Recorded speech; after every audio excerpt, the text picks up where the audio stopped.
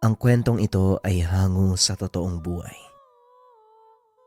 Mula ito sa isa nating kabayan na itago na lang natin sa pangalang Emil. Walang eksaktong taon, probinsya ng Samar. Kailan ka ba titigil sa kakahabol sa mga aswang na yan? Tignan mo nga ang sarili mo, Emil. Para ka ng basahang pinagtagpe-tagpe. Wika ni Mang Karding. Hanggat hindi ko nahuhuli at napapatay ang kanilang pinuno, hindi ako hihinto sa pagtugi sa kanila. Tugon ni Emil. Alam kong paghihiganti ang dahilan kung bakit mo tinutugi sa mga aswang na yan. Pero may papayo ko sa iyo, Emil. Itigil mo na. Naawa na ako sa iyo eh. Halos wala nang paglagyan ng peklat sa katawan mo. Baka sa susunod na balik mo sa akin, wala ka ng braso. Hanggat buhay ang mga aswang na yon, Manong, lalo na ang kanilang pinuno, hindi ako hihinto. Kahit ikamatay ko pa. Malalim ang dahilan ko kung bakit tinutugi sa mga aswang na yon. At sana maunawaan mo, Manong, kung hindi dahil sa mga gaya nila, buhay pa sana ang mga magulang at kapatid ko. Naninirahan sa liblib na lugar itong si Emil. Kinupkop ng matandang si Mang Karding. Simula nang maulila sa mga magulang nang minsan silang salakayin ng pangkat ng mga aswang. Tahimik na naghahapunan ang mag-anak. Bigla na lang bumukas ang pintuan ng kubo. Nagsipagpasukan ang mga nilalang. Walang awang nilapa ang kanyang ina at mga kapatid. Nagawa siyang itago ng ama. Kaya naman nakaligtas ang binata. Nakatakbo ang dalawa palayo sa lugar. Kaso nga lang sa kasamaang palad, naabutan din ng mga aswang at napatay ang kanyang ama. Gumuho ang mundo ni Emilia nang makita kung paanong patayin ng mga aswang ang buong pamilya. Halos mabaliw ang binata dahil hindi nito matanggap na mag-isa na lamang siya sa mundo. Ngunit hindi nagpadaig si Emilia. Matapos ang ilang araw na pagluluksa, sinikap ng binatang tumayo. Ginamit ni Emil ang nararamdamang galit upang magpalakas. Sinubukan nitong hanapin ang mga aswang na pumatay sa kanyang pamilya ngunit bigo ang binata. Hanggang sa nakilala nito ang isang matandang albularyo mula sa kabilang isla. Dito nagsimulang magbago ang buhay ni Emil. Tinuruan siya ng matanda ng lahat ng pamamaraan sa panggagamot, pisikal man o espiritual. Kalaunan ay naging mahusay ito. Ginamit ang kaalaman upang tumulong sa mga tao. Dahil din sa piniling larangan, hindi lang tao ang nakakabangga ng binata, kundi maging mga elemento, gaya ng aswang at mga engkantong nanggagambala sa mga tao. Ito din ang naging daan para malaman ang pinagmulang angkan ng mga aswang na pumatay sa kanyang mga magulang. Ito ay nang minsang may humingi sa kanya ng tulong. Emil, may mga taong naghahanap sa iyo sa labas. Importante daw. Wika ni Mang Karding. Nang mga sandaling iyon ay nagpapahinga ang binata. Kakatapos lang nito sa isang pasyenteng sinaniba ng engkanto. Papasukin niyo na lang po sila, Manong. Ako nang bahala sa kanila. Mukhang hindi mapagkakatiwalaan ni Emil eh. Sigurado ka bang gusto mo silang harapin? Kung talagang kailangan nila ng tulong, bakit hindi ko sila haharapin? O sige, sandali lang, papapasukin ko. Pinapasok ng matanda ang dalawang kalalakian. At gaya ng sinabi nito, mukha ngang hindi mapagkakatiwalaan ang itsura ng mga lalaki. Magandang hapon ho sa inyo. Ano po bang may paglilingkod ko? Tanong ni Emil. Nagkatinginan ang mga ito at nag-aalangan nang makita ang itsura ng binata. Ikaw ba ang sinasabi nilang manggagamot? Akala ko, Magkasing edad tayo eh. O mas matanda ka pa. Mukhang nagsasayang lang ako ng oras dito, Dante. Halika na, umalis na tayo. Wika ng lalaki. Tahimik na pinagmamasdan ni Emil ang mga bisita. Sandali lang, Manong. Emil, pasensya ka na ha. Teka lang at kakausapin ko yung nakakatanda kong kapatid. Wika ni Dante habang pinipigilan ang pag-alis ng Ginoo. Mukhang hindi maganda ang tingin sa'yo ng taong yun ha. Ano ba ang sinabi? Masyadong malitang tingin sa akin ng panauhin na yun eh. Ang bunga kala daw niya, magkasing edad lang kami o mas matanda ako sa kanya. Ano bang inaasahan niya sa isang albularyo? May mabang balbas, tapos may nakataling panyo sa no. Wika ni Emil. Samantalang ang dalawang panauhin, patuloy pa rin nag-uusap sa labas. Manong, sigurado po kung siya si Emil. Kilalang manggagamot sa lugar na to. Hindi po ako pwedeng magkamali. Mga taga rito mismo ang nagturo sa kanya. Wika ni Dante kay Sebio. Nakikita mo ba ang itsura ng taong yon? Parang wala namang nalalaman sa mundo. At mukhang kapag nakakita ng aswang, maninigas, maiilang sa salawan. Hindi na, Dante. Nagsasayang lang tayo ng panahon dito. Tugon ni Sebio. Hindi po, Manong. Sisiguraduhin ko sa inyo, siya po yung taong sinasabi ko. Alam ko mahirap na magtiwala dahil sa manangyari. Pero Manong, sa pagkakataong ito, alam kong hindi tayo nagsasayang ng oras. Wika ni Dante. Lingid sa kalaman ng dalawa na nasa likod nila si Mang Karding. Huwag mo siyang pilitin. Mahirap paniwalain ng taong walang tiwala. Wika ni Mang Karding. Naglakad ito papasok ng tahanan. Ngunit napahinto nang magsalita si Kasebio. Sana maunawaan niyo ang pinagdadaanan ko. Pinatay ng mga aswang ang pamilya ko, Manong. Ilang taon na ang nilapitan ko. Nangakong tutulong, pero wala din silang nagawa.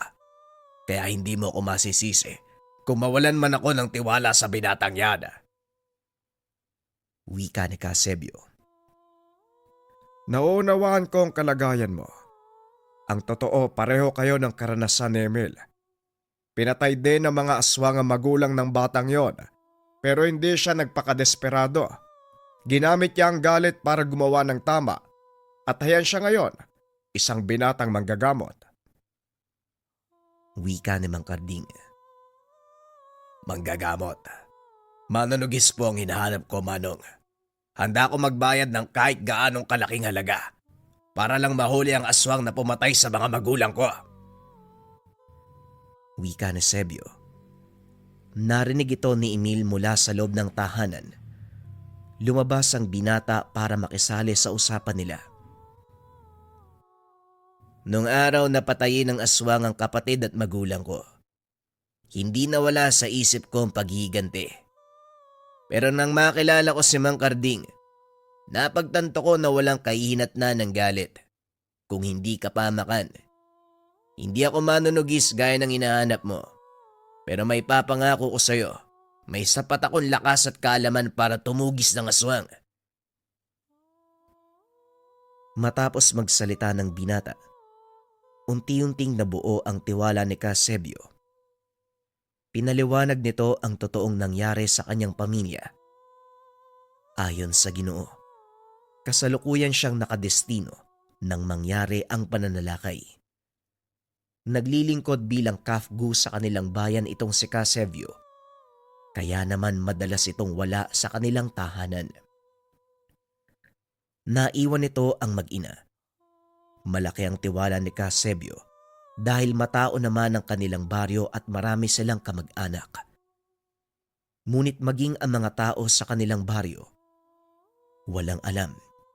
Isa-isa nang kinakain ng mga aswang ang walang laban na pamilya ni Kasebio. Batay sa pagpapaliwanag mo, may inala akong iisang angkan ng mga aswang lang ang pumatay sa pamilya natin. Alam ko bilang kafgu, may sapat kang kakayahan sa pakikipaglaban. Ako nang bahala sa depensa at pangontra mo. Bumalik ka dito Biyernes ng hapon.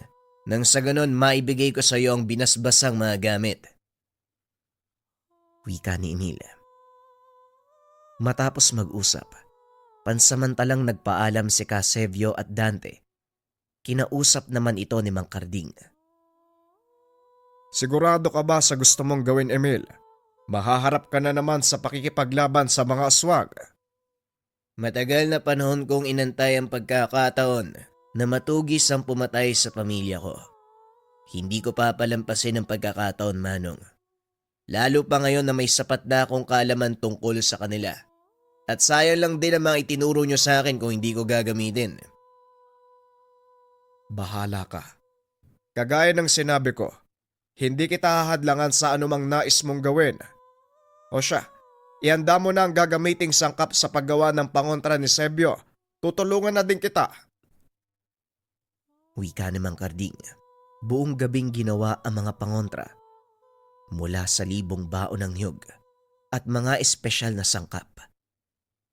Kinabukasan binasbasan ito ng matanda gamit ang kaalaman sa lihim na karunungan ng Diyos.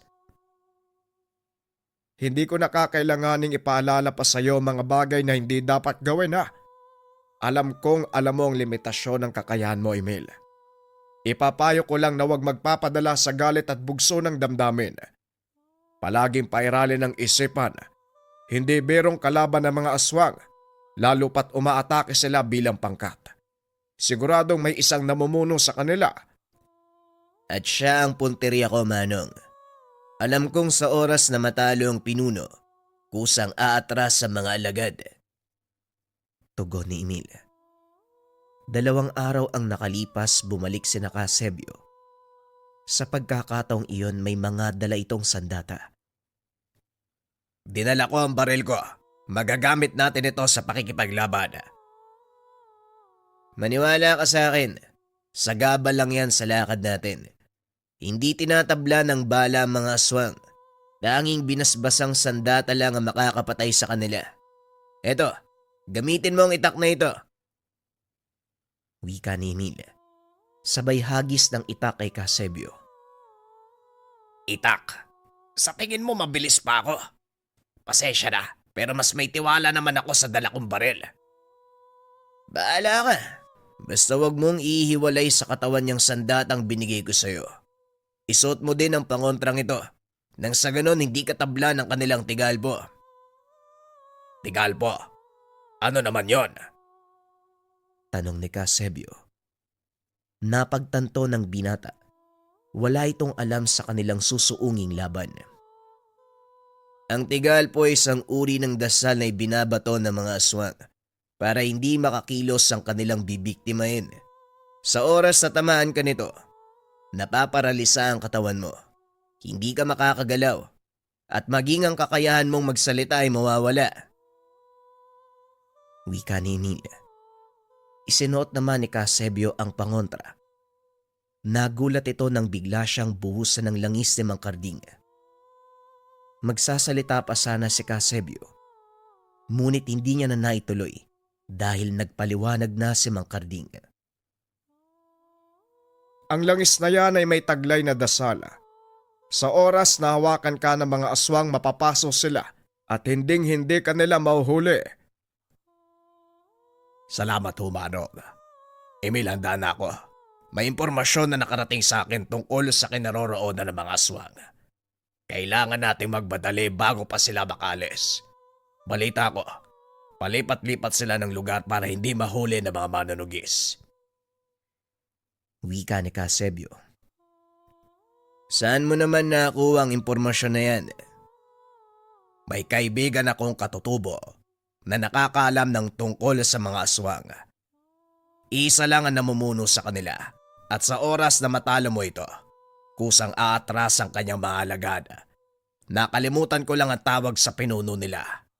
Parang... Kabunan. Yon ang tawag sa kanilang pinuno. Ang pinakamalakas sa kanilang angkan. Sa pagkakaalam ko, ang mga gabunan ay lahi ng malalakas na aswang. Pero bakit parang iba naririnig ko mula sa iyo, Casevio? Ang totoo, narinig ko lang din ang impormasyon na yan. Hindi ako sigurado kung tama. Pero kung ano man yon, hindi na mahalaga. Kailangan na nating magbadali upang maabutan natin sila. Lalo niyong kailangan mag-ingat, Emil. Maaaring ang kakaharapin niyo ay hukbo ng mga gabunang aswang. Maaari ding iisa lang ang gabulan sa kanila at ang mga alagad ay pangkaraniwang aswang. Bakit naman sasama ang mga pangkaraniwang aswang sa isang gabunan? Maraming dahilan, Emil. Isa na dito ang kasiguraduhan na hindi sila mawawala ng pagkain. Malakas sa mga gabunan at sa oras na sumalakay sila, walang sino man ang nananalo. Kahit pa ang pinakamagaling na manunugis. May ilang nagagawa silang talunin, pero sa panahong ito, duda ko kung meron pang mga taon na kagaya ng Manggao noon. Kaunting kaalaman. Ang mga Manggao, pangkat na mga taong nagsasanay sa pakikipaglaban sa mga gabunan. Ginugugol nila ang buhay upang malaman ang sekreto ng mga kalaban. Iilan lang ang nakakarating sa antas na ito dahil hindi biro ang pagdaraan ng pagsasanay. Sa bawat 10 sumusubok, maswerte nang may isang nakakapasa. Ito ang dahilan kung bakit unti-unting nawawala ang kaalaman ng mga Manggao hanggang sa nabaon ito ng tuluyan sa limot. Ang mga Manggao ay maaaring ihalintulad sa mga ermitanyo. Yun nga lang ang kanilang kaalaman ay puro pangkumbate pisikal. Samantalang ang mga ermitanyo naman ay mga pamamaraang may kaugnayan sa kalikasan. Parang sinasabi mo, Manong, na wala kaming pag-asang manalo sa aswang na yon. Kung lakas at liksi ang pag-uusapan, wala kayong panama. Pero kung kaalaman sa tigalpo at dasal, malaki ang lamang nyo. Eksperto si Emil sa bagay na yon. Kaya makinig ka. Sundin mo ang lahat ng sasabihin ng batang ito. Wika ni Mang Karding. Ngunit wala sa isip ni Kasebyo ang sumunod sa utos ng mas nakakabata sa kanya. Hindi ako mangangako pero susubukan ko. Hindi ako sanay na sumunod sa utos ng nakababata sa akin. Napailing si Emil dahil alam niya na mahihirapan siya sa pakikisama kay Kasebyo. Ganun pa man, hindi nito masisisi ang Ginoo dahil na din sa mga karanasan. Hayaan niyo ho siyang gawin ang gusto niya. Basta wag ka lang haharang sa daraanan ko. Halika na, baka hindi natin sila maabutan. Wika ng binata. Habang naglalakad, nag-iisip si Emil ng mga paraan kung paanong matatalo ang kalaban kung sakaling makaengkwentro nila ang mga ito. Si Kasebyo at Dante ang nauuna, habang si Emil naman nakasunod lang sa likod. Nakikiramdam. Inabot ng mahigit 1 oras bago nila marating ang itinurong lokasyon ng kakilala ni Kasebyo. Nang marating ng mga ito ang isang tagumbaryo sa pinakadulo ng bayan. Kasebyo, sigurado po ba kayo sa impormasyon? Ni minsan, hindi pa nagkamali ang kaibigan kong katutubo. Alam kong nandito lang sila sa lugar, kaya maging alerto kayo. Mararamdaman naman natin kung sakaling malapit sila dahil dyan sa langis na ibinigay ni Mang Karding. Pakiramdaman yung mabuti ang mga botelyang yan. Alam ko ang gagawin, kaya wag mo kong utusan. Dito na nagpantig ang tenga ni Emil. Pinili na lang nitong manahimik kaysa sila ang magkagulo. Patuloy na naglakad ang grupo. Papasok sila ng baryo nang biglang huminto si Kasebyo. Sandali lang, parang may kumikilos sa bandang yon. Wika ni Kasebyo habang nakaturo sa isang direksyon. Hinawakan naman ng binata ang lanahan. Nakita nitong hindi kumulo ang langis, ngunit umapaw ito. Maganda kayo. Mukhang nandito na sila. Wika ni Emil. Binunot niya ang itak. Inikot ang tingin sa paligid. Laking gulat ni Emil dahil biglang natumba sa kinakatayuan si Dante. Anong nangyari sa'yo, Dante? Wika ni Casebio. Ngunit hindi na nagsasalita ang kasama. Pilit nitong iginagalaw ang kamay na may tinuturo. Mabilis na nilingon ni Emil ang direksyon. Laking gulat nito nang makita ang isang lalaking nakatayo sa itaas ng puno.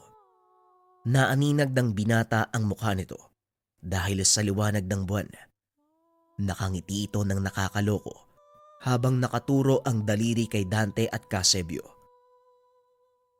Walang iya ka. Anong ginawa mo sa kasama ko? Hindi ba kayo ang dapat kong tanungin ng ganyan?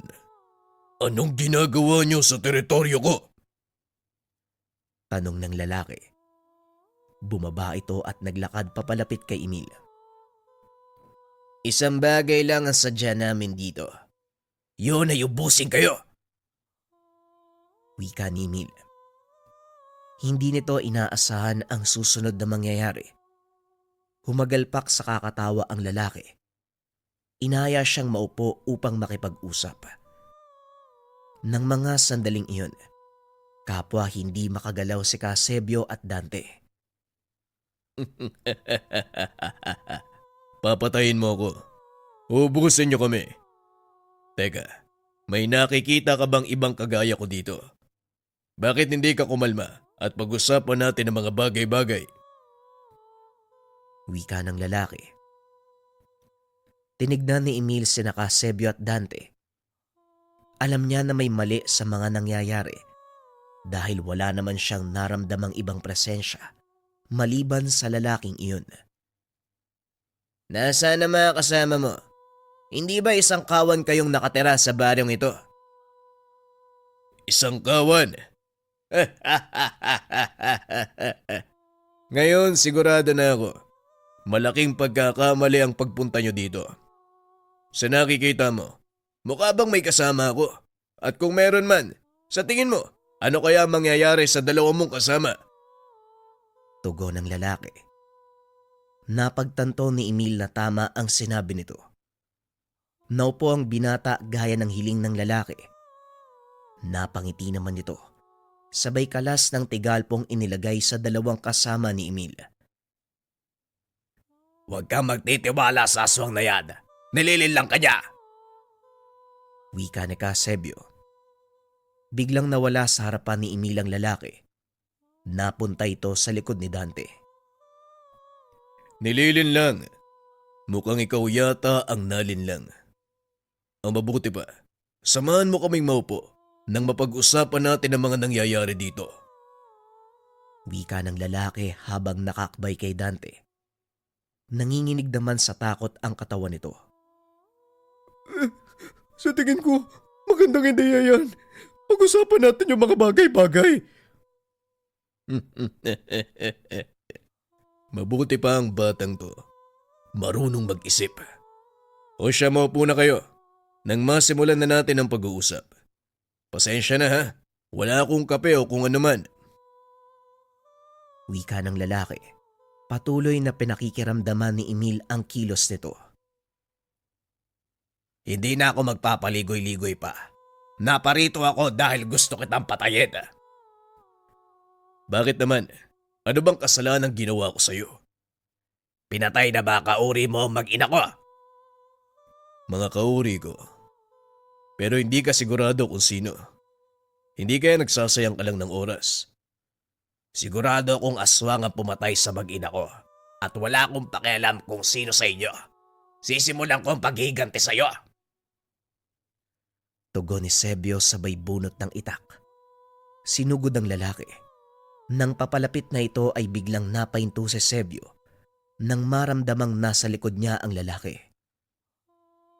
Kung ako sa'yo, hindi ako magpapadalos-dalos ng galaw. Lalo na kung hindi mo alam ang kakayahan ng kalaban mo. Sandali lang, Manong Sebio. Huminahon ka. At ikaw naman, ipaliwanag mo ang sinasabi mo. Wika ni Emil. Muling nawala ang lalaki. Lumitaw ito sa tabi ng binata. Bago ang lahat, gusto ko magpakilala. Ang pangalan ko ay Hagar. Tama ang hinala nyo. Isa nga akong aswang at hindi lang ako ang aswang sa mundong ito. Meron pang nagkalat sa paligid. Ang ilan pumapatay ng tao, ang ilan naman ay tumutulong. Ngunit karamihan sa amin, pagkain lang ang tingin sa inyo. Alin ka sa mga nabanggit? Depende sa kung anong tingin nyo sa akin. Pwede nyo akong maging kalaban. Pwede nyo akong maging kakampi. Sinasabi mo sa akin na wala kang kinalaman sa pagkamatay na mag-ina ko. Tanong ni Kasebyo. Kung hindi ko sila nakaharap sa isang labanan, hindi ako ang pumatay sa kanila. Hindi ako pumapatay para kumain. Pumapatay ako para ipagtanggol ang sarili. Isa pa ang mga kagaya ko, hindi pumapatay ng tao para kainin. Wika ni Hagar habang hinangat-ngat ang kuko. Nilapitan ni Dante si Kasebyo at bumulong. Parang totoo yung sinasabi niya, Manong, oh. Tignan mo, oh. Parang ewan. Maangas lang tignan pero yan ba yung tipo ng aswang na pumapatay ng tao? Huwag kang magpapadala sa pinapakita niya. Nakita mo ba kung paano siyang kumilos? Kung ganun, anong ginagawa mo sa lugar na ito? Hindi kay tuturo ng kaibigang katutubo ni Kasebyo nang walang dahilan. Tanong ni Emil. Gaya ng sinabi ko, isang malaking pagkakamali ang pagkikitang ito. Ngayon kung balak nyo pa rin akong patayin, subukan nyo. Pero hindi ko may papangako magtatagumpay kayo. Isang bagay lang ang gusto ko malaman mula sa'yo. Kalaban ka ba o kakampi? Kagaya ng sinabi ko, nakadepende sa kung ano ang tingin nyo sa akin. Nga pala, gusto kita bata ah. Kakaiba ang pagkatao mo. Asahan mong magkikita pa tayo. Wika ni Hagar. Matapos ay naglaho ito sa dilim. Bakit mo siya pinatakas, Emil? Pagkakataon na naging bato pa. Kung alam ko lang na wala ka ring pakinabang, sana hindi na ako nagsayang ng oras para humingi pa ng tulong sa'yo. Walang pumilit sa'yo para gawin ang bagay na yan. At kung gusto mong patayin si Hagar, wala din namang pumipigil sa'yo ah. Wika ni Emil sabay lakad palayo. Naiwan si Dante at Kasebyo sa lugar. Patuloy na iniisip ni Emil ang sinabi ni Hagar. Pagdating sa tahanan, kaagad itong inusisa ni Mang Karding. Anong nangyari sa lakad niyo? Maling impormasyon ang nakuha ni Kasebyo. Aswang nga ang nakaharap namin, pero hindi siya ang pumatay sa pamilya ni Kasebyo. May sinabi siya sa akin eh. Hindi raw pumapatay ang mga kagaya niya ng tao para kumain. Meron bang ganun, Manong? Meron, Emil, pero bihira lang. Sila ang mga uri ng aswang na nalampasan ng pagkayok sa laman ng tao. Natutunang kunin ang kanilang lakas sa kalikasan. May mga tangan din silang mutya para ipagtanggol ang mga sarili. Ngunit ganun pa man, aswang pa din sila.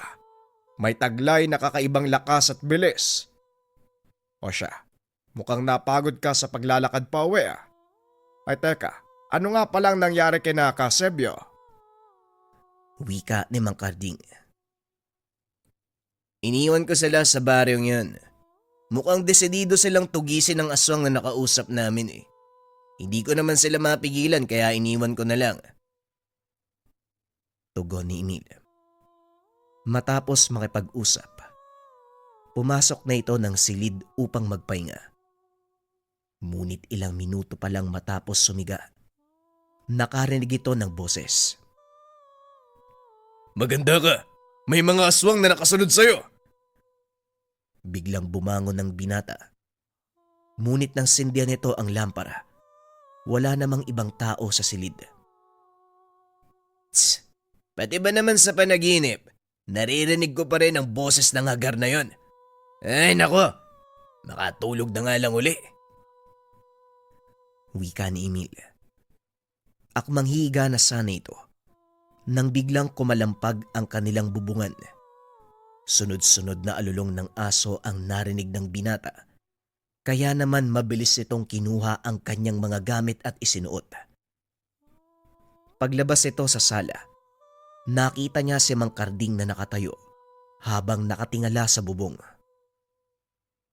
Ano ang ingay na yon? Shh! Huwag kang maingay. May tao. Merong nilalang sa bubong natin. Wika ni Karding. Marahang kumilos ang binata para lumabas ng tahanan. Nakasunod sa kanya si Mang Karding. May bitbit na isang garapong asin. Inikot ni Emil ang paligid, ngunit wala itong nakikitang anumang kahina-hinala. Maya-maya pa, naramdaman ng binata na kumukulo ang kanyang lanahan. Nakita nito ang isang figura ng malaking baboy sa bubungan ng tahanan. Nakatulala lang si Emil dahil hindi nito lubusang maisip kung paanong napunta ang isang baboy sa taas ng bubong. Walang ano-ano. Biglang may tumulak sa binata, dahilan para mapadapa ito. Nang mag-angat ng tingin, isang malaibong nilalang ang kamuntikang dumagit sa kanya. Lalo pang nagulat si Emil nang makitang nakatayo si Hagar sa kanyang tabi. Oh, anong ginagawa mo dito? Hindi ba sinabi ko sa iyong magkikita pa tayo? Diyan ka lang at manood. Naghahanap kayo ng mga aswang, hindi ba? Pwes nandito na sila. Nasundan ka kanina habang pauwi. Pasensya na, pero hindi nakaligtas ang dalawa mong kasama. Napatay sila ng mga aswang. Wika ni Hagar. Nagulat si Emil sa sinabi nito. Napansin ng binata na may sugat sa kanang braso ang aswang. Talagang hindi sila nakinig. Pero teka, ano nangyari sa braso mo? Huwag mong alalahanin ang bagay na to. Maya-maya lang maghihilom na ang sugat ko. Maghanap ka ng ligtas na lugar kung ayaw mong pagpiesta ng mga aswang. Wika ni Hagar. Napasilip sa pinto si Mang Karding. Nakita ang nilalang na nakatayo sa tabi ni Emil. Maya-maya lang, nagsipaglabasan na ang mga kalaban. Sinugod ng mga ito sina Emil. Sinalubong naman ni Hagar ang mga ito. Sa pamamagitan ng isang kamay, nagawa niyang patalsikin sa malayo ang papasugod na aswang. Hindi alam ni Mang Karding ang gagawin ng mga oras na yun. Kaya naman nanatili na lang ito sa loob ng tahanan. Pinagmamasdan kung paanong makipaglaban ang nilalang na kasama ni Emil. Maya-maya ay tumahimik ang paligid. Nagpa siya ang matanda na lumabas ng tahanan. Nang malapit na ito sa dalawa, biglang tumalon pa itaas si Hagar. Napatingala si Emil. Nakita nito ang isang nilalang. Nakaambang dadagitin si Mang Karding. Sinuntok ito ni Hagar, dahilan para sumadsad sa lupa ang malahiganting ibon. Nagpalit ito ng anyo at naging aso. Matapos ay tumakbo papasok sa kagubatan. Mabaging langit. Anong nangyayari dito? Mga aswang ba ang kalaban niyo, Emil? At sino naman tong kasama mo? Tanong ng matanda. Oo, Manong. Mga aswang nga sila. At ito nga pala si Hagar. Siya ang aswang na nakausap namin ni Kasebyo. Sa kasamaang palad ng pauwi na ako, sinalakay sila ng mga aswang. Hindi sila nakaligtas. Sinundan din ako ng mga nilalang na yan. Nilagay mo lang sa panganib ang buhay mo, binata. Simula nang makipag-usap kayo sa akin. Minarkahan kayo ng mga aswang at hindi na maaalis ang bagay na yon. Siguradong babalik at babalik sila para patayin ka. Sa anong dahilan?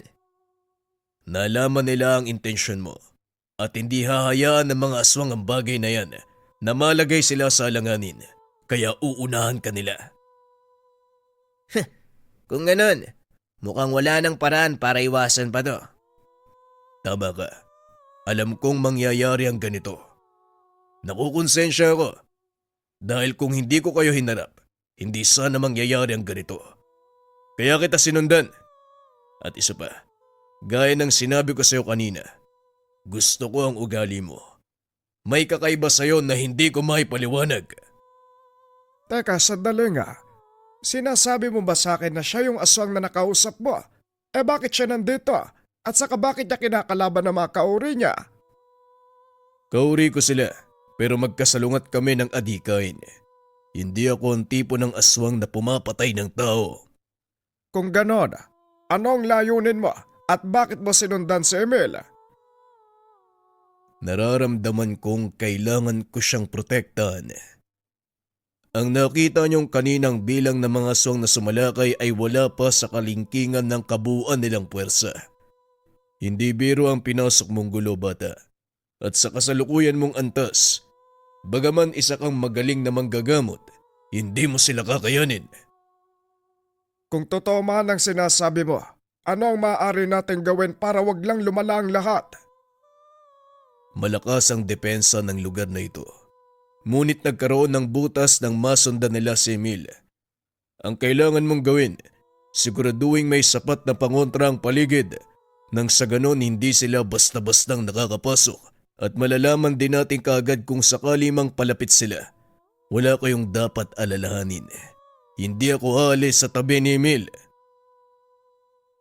Kung ganon, yun ang una nating gagawin. Sa ngayon magpahinga muna kayo. At Emil, gamutin mo ang sugat ng bago mong kaibigan. Wika ni Mang Karding.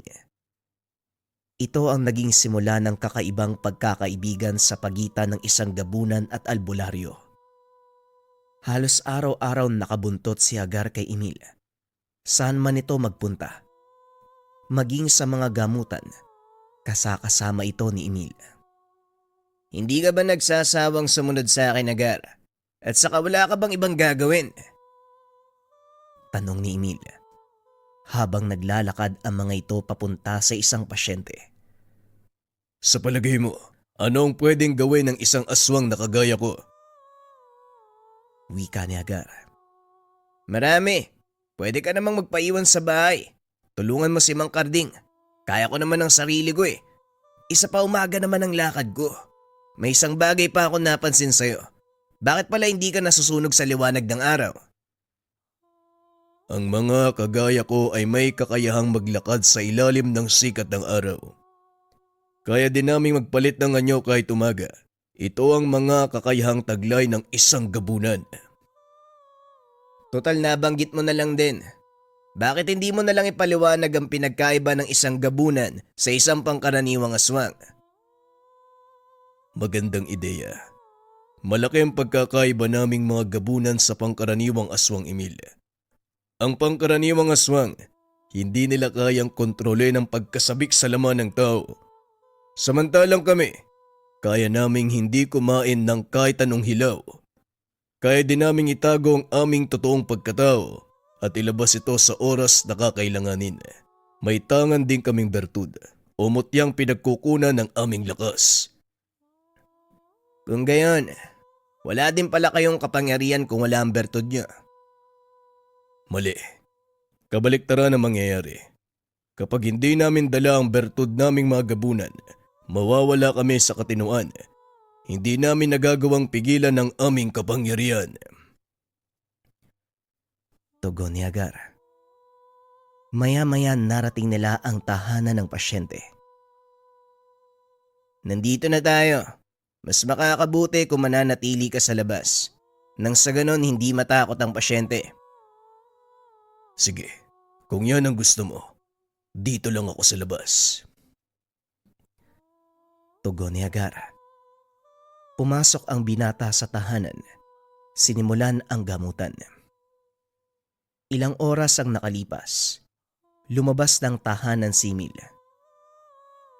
Tapos na ako dito, Hagar. Halika na, umuwi na tayo. Wika ni Emil sabay lakad. Mali ka, Emil. Hindi pa tapos. Nagtaka ang binata sa sinabi ng kasama. Nang lingunin niya ito, nakatitig si Hagar sa isang malaking puno ng santol. Bakit? Ano nangyari, Agar? Nagawa mong tanggalin sa katawan ng pasyente ang elemento, pero hindi mo ito napatay. Tignan mo ang nilalang na nakadapo sa sanga ng punong yan. Wika ni Agar, sabay turo sa puno ng santol. Isang figura ng nilalang ang nakapatong sa sanga ng puno. Nakatitig ito ng masakit sa kanila. Ang buong akala ko, napatay ko na siya. Pero mukhang nagkamali ako. Babalikan ng nilalang na yan ng pasyente, kaya kailangan ko siyang protektahan. Bumalik ka sa loob, at ako na ang makikipagharap sa nilalang na yan. Wika ni Agar. Pinuntahan nito ang puno. Kinausap ang nilalang. Hoy Agta, bumaba ka dito. Harapin mo ko. Wika ni Agar. Tumalon pa ibaba ang nilalang. Isang aswang na nakikipagtulungan sa mga tao. Anong kapalit? Kapalit, kailangan bang may ganon? Sa pagkakakilala ko sa inyong mga aswang, hindi kayo gagawa ng pabor sa ibang tao, lalong-lalo na kung walang kapalit. Sabihin mo sa akin, ano ang naging kasunduan mo sa manggagamot na yan? Walang kapalit ang katapatan ko sa manggagamot. May kakaiba akong nakikita sa kanya. At siguro, hindi mo na kailangan tanungin kung anong bagay na yon. Dahil maya-maya lang, mararanasan mo na ang sinasabi ko. Tugon ni Agar. Biglang namilipit sa sakit ang nilalang hanggang sa mapalo dito.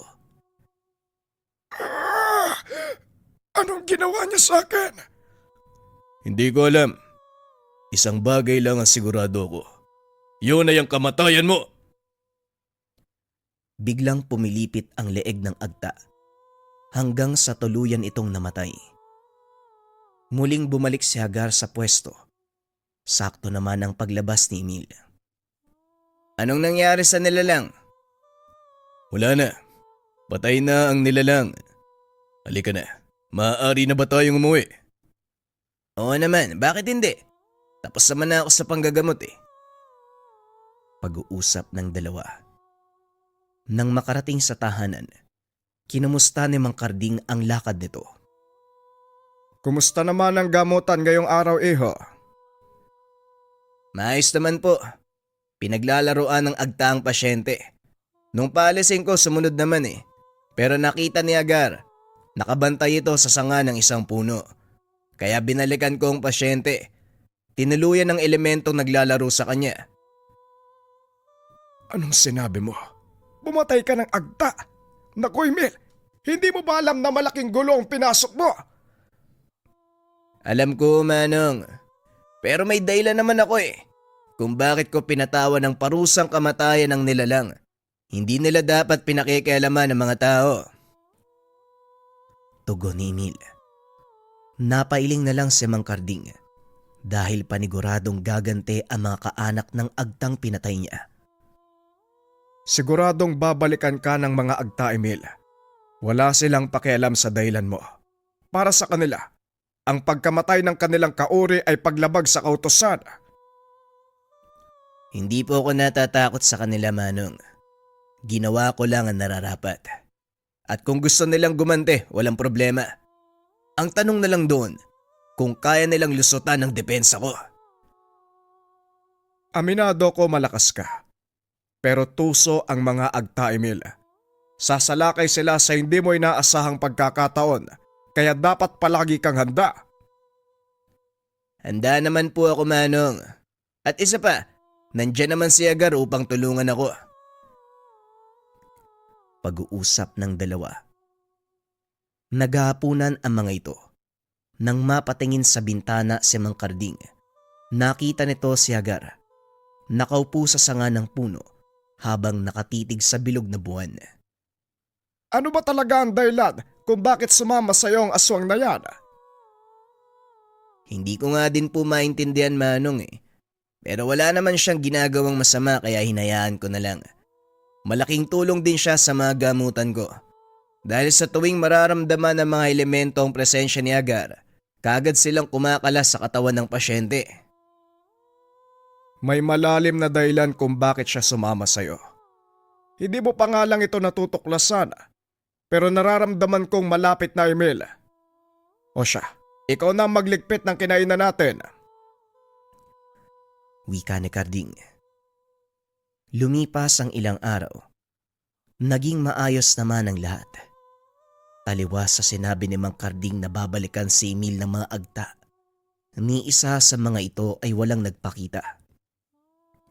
Ngunit isang gabi, habang naglalakad pa uwi ang dalawa, nakasalubong ng mga ito ang dalawang kalalakian. Meron silang pasang sako. Medyo madilim sa lugar. Tanging dalang sululang ang nagsisilbing liwanag. Binati ni Emil ang mga kalalakian, ngunit hindi siya pinapansin ng mga ito. Mukhang may kakaiba sa dala nilang sako, Emil. Parang dugo ng tao ang naamoy ko. Wika ni Agar. Nilingon ni Emil ang mga ito at pinigilan sa paglalakad. Sandali lang. Maaari ko bang malaman kung ano ang laman ng sako? Tanong ni Emil. Huminto sa paglalakad ang dalawa. Nilingon ng binata. Mga karning baka, dadali namin sa bayan. May problema ba? Naamoy ng kasama ko ang dugo ng tao sa dala nyo. Kaya umamin kayo, anong laman ng sakong yan? Kung ako sa'yo, huwag ka nang mangimasok pa sa kung anong ginagawa namin kung ayaw mong madamay. Wika ng lalaki. Nilapag nito ang dalang sako. Naglakad papalapit kay Emil. Humarang naman sa daraanan si Agar. Hanggang dyan ka na lang kung ayaw mong samayin. Nanlaki mga mata ng lalaki nang maramdaman nito ang presensya ni Agar. Isang gabunan. Ang mabuti pa umalis na tayo dito. Hindi natin kakayanin ng isang yan. Dalawa tayo, mag-isa lang yan. Kahit gabunan na aswang pa yan, wala pa rin siyang panama sa atin. Huwag ka masyadong nagpapaniwala sa mga sabi-sabi. Hindi totoo ang tungkol sa mga gabunan. Mahina sila kapag malayo sa kanilang kawan. Pag-uusap ng dalawang aswang. Kawawa naman kayo, mga biktima ng maling akala. Ang mga kagaya ko, hindi umaasa sa kawan. Kami ay nabubuhay kahit mag-isa at yan ang papatunayan ko sa inyo. Wika ni Agar. Nagbago ito ng anyo at nagulat si Emil. Ito ang unang pagkakataong makikita niyang magpalit ng anyo ang alagang gabunan. Malaking nilalang na may katawang tao at ulo ng aso ang tumambad sa harapan ng binata. Napatras ang kalabang aswang. Isa-isang nagpalit ng anyo. Nagbato ng tigalpo si Emil upang hindi makatakas ang mga ito. Hinawakan ni Agar sa ulo ang isa sa mga aswang. Walang pagdadalawang isip na hiniwalay sa katawan. Matapos ay sinunod nito ang isa pang aswang at nagulat si Emil nang kainin ni Agar ang dalawang aswang. Matapos ay nagbalik ito sa dating anyo na parang walang nangyari. Hindi kami kumakain ng tao, pero kumakain ako ng kaurigo. Mas mabuti na yon, nang sa ganon ay mabawasan sila sa mundo. Nga pala Emil, may pagtatapat ako sa iyo. At siguro kailangan mong malaman ang lahat ng ito mula mismo sa akin. Ano yun, Agar? Magsalita ka. Matagal na panahon ko na itong kinikimkim. Ni minsan, hindi ko inasahan na magkukros pa ang landas natin. Sinabi ko noon sa sarili na sa oras na magkita tayo, ipagtatapat ko sa iyo ang lahat. Magsalita ka, Agar. Nakikinig ako. Natatandaan mo ba ang mga aswang na sumalakay at pumatay sa mga magulang mo noon? Dito napukaw ang atensyon ni Emil. Dahil sa mahabang panahon niyang inaasam ang makapagiganti. Matagal na panahon kong hinahanap ang mga aswang na yon, lalo na ang kanilang pinuno. Gustong gusto ko silang patayin. Pero simula nang mamulat ako sa katotohanan na walang maidudulot na kabutihan ng paghiganti, nakalimutan ko na ang lahat. Bakit mo naman nabanggit ang tungkol dyan? Emil, simula nang isalaysay mo sa akin ang tungkol sa pangyayaring iyon, napagtanto ko na ang laki ng kasalanan ko sa iyo. Sana mapatawad mo ko sa mga maririnig mo. Ako ang pinuno ng mga aswang na sumalakay at pumatay sa pamilya mo. Nanlaki ang mga mata ni Emil nang marinig ang sinabi ni Agar. Hindi ito makapaniwala na nasa harap niya ang matagal nang hinahanap. Bakit ganun? Ngayong nasa harapan na kita, bakit wala akong magawa? Bakit hindi kita kayang patayin? Dati, gustong gusto kong dukutin ang puso mo at pigain sa harapan mo. Pero ngayon hindi ko maintindihan. Bakit hindi kita kaya saktan, Agar? Kakaiba ang taglay mong kabutihan, Emil. Ni minsan, wala akong nakitang bahid ng kasamaan mula sa pagkatao mo. Kaya ito ang nagtulak sa akin na paglingkuran ka bilang kabayaran din sa mga nagawa kong kapabayaan. Ikaw ang pinuno ng mga aswang na pumatay sa aking pamilya. Nasaan ka? Nang mga sandaling nananalakay sila sa aming baryo. Nasa kalagitnaan ng digmaan ng aming angkan ng mga sandaling iyon. At bilang pinuno, hindi ko maaaring iwanan ang aking kawan. Hindi ko na nagawang bantayan pa ang kilos ng mga kasama ko at ito naging resulta ng kababayaan ng isang pinuno. Wika ni Agar. Matagal na nahimik si Emil. Pinag-isipan nitong mabuti ang sinabi ni Agar hanggang sa muli itong nagsalita. Kung tutusin, hindi mo pananagutan ang nangyari sa mga magulang ko, Agar. Wala kang kaalam-alam sa ginawa ng mga tauhan mo, kaya hindi kita masisisi. At gaya ng sinabi ko sa'yo, matagal ko nang nakalimutan ang galit na yon. Kaya halika na, umuwi na tayo. Tugon ni Emil. Nakuha nitong ibigay ang kapatawaran kay Agar. Kakaibang gaan ng kalooban ang naramdaman ng binata. Tila nadurog ang malaking bato na nasa dagan ng kanyang likuran. Dito napatunayan ng binata ang sinabi ni Mang Karding. Walang kasing sarap ang pakiramdam ng pagpapatawad at pagtanggap. Ayon pa kay Agar, humiwalay siya sa kawan ng malaman ng ginawa ng mga tauhan. Simula noon nagkanya-kanya sila ng lakad. Ang ilan ay namatay dahil nahuli ng mga manunugis. Ngunit ang ilan naman patuloy na nagpapagala-gala sa paligid. Matapos ang kaganapang iyon, nanumpa si Agar na habang buhay paglilingkuran si Emil. Itinaya nito ang buhay sa pagtatanggol sa binata, lalo na kapag nanganganib sa mga gamutan. Sa paglipas sa mga taon, patuloy na nagsama ang dalawa. Sa mga lakad, kinatakutan din ng manunugis si Emil dahil sa presensya ni Agar, ang gabunan na naging alaga ng isang albularyo. Top 5 na gamit na dapat meron ka ngayong 2025 from Likha Merchandise. Ito rin yung top 5 natin na pinakamaraming bumili ng 2024. Ibig sabihin, ito yung pinakagusto ng mga kabayan natin. Incenso candle for cleansing, mga kabayan. Ito pinakamahalagang gawin, mga kabayan. Umaga sa agabi mag-cleansing ng tahanan. Kung sakaling itong malaki, sindihan lang ng 3 hanggang 15 minutes umaga at gabi. Or kung sakaling itong tea light version, magsindi ng isa sa umaga o isa sa gabi.